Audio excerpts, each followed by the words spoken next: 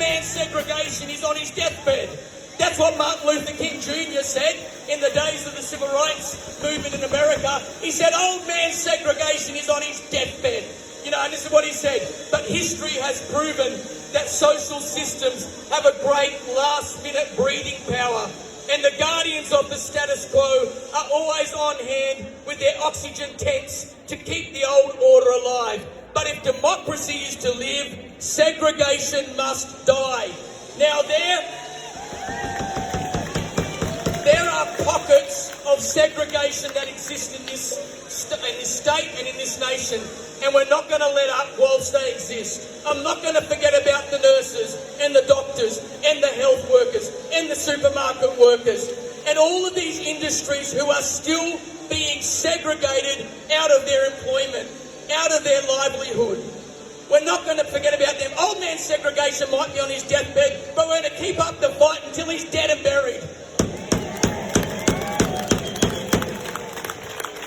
These proud Jericho walls of politico-farmer tyranny and medical segregation will collapse completely. There's not going to be one part of the wall still standing when we're finished with this. I tell you what, heaven's power is on our side while we keep standing up for what is righteous and what is true. You know, there are voices from without and from within which would say, what have we achieved? What have we done? You know what you've done? You've been a shield to those who couldn't speak for themselves. You've been a shield for your children against this tyranny. You've been a roadblock. You've been a roadblock in the great march of evil through this nation. That's what you've been. Didn't we learn in school that quote by Edmund Burke that said, all it takes for evil to triumph is for good men to do nothing? Well, guess what? Us good men and women, we didn't do nothing. We did something. So evil hasn't triumphed as it could have in this nation. So thank yourselves, pat yourselves on the back, hold your head high, put your shoulders back. When you're in your workplaces, when you're with your family and your friends, you put your head high and your shoulders back and say, thank God I did something. Thank God some of us did something. It might have cost us a lot, but you know what? We've been enriched with things far greater than any earthly reward, far greater than any financial incentive on this earth. We've been enriched with relationships, with a sense of the calling, of a sense of our destiny. How many here, put your hand up if you found you've stepped into your destiny in the last year? Come on! Your destiny to be a righteous warrior, a freedom to stand up for what is right and good, to be one of these ones who's not going to let, evil prosper and triumph on our watch. What's the way forward? We need to keep the pressure on government.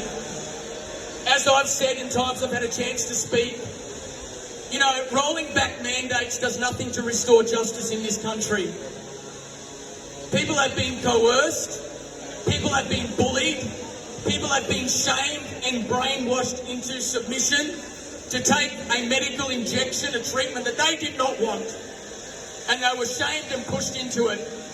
Others have stood and lost their jobs and their livelihoods. Others haven't been able to see loved ones in those final days. Others have missed out on medical appointments. We were talking to a medical specialist recently that said we were months behind before this whole COVID-19 84 thing happened. Now we're years behind in trying to see the people that we need to see. What injustice. So this is not fixed, it's not sorted out by simply rolling back the mandates. What we need to keep the pressure on the government now is about this. There needs to be repentance, there needs to be restitution, there needs to be investigation, and there needs to be justice. So what I'm calling on the government, and not just the government political leaders, but I'm talking about civic leaders, corporate leaders, church leaders,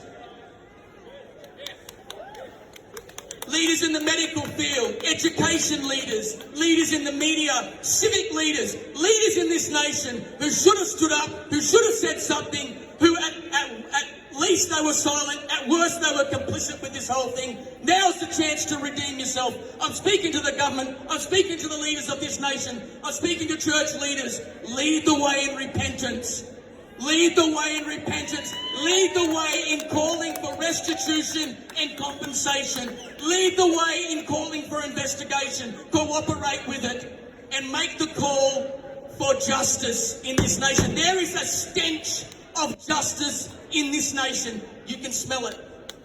And it's not going to be expunged unless there is repentance, restitution, investigation, and justice. It's the only way forward. And it's how good can come out of this terrible situation in our nation.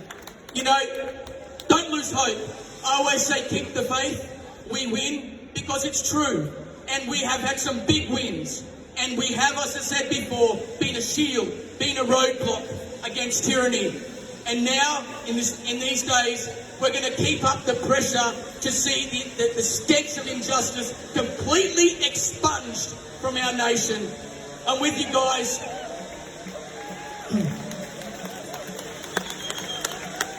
My heart and my prayer is that the Church of the Living God comes into revival at this time.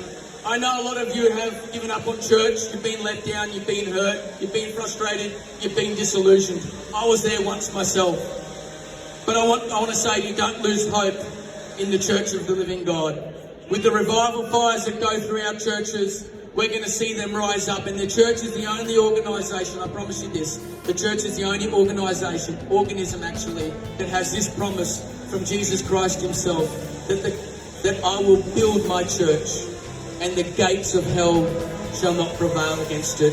You know, the gates of hell have been against this nation, but they're not going to prevail against us. God bless you guys. Keep the faith.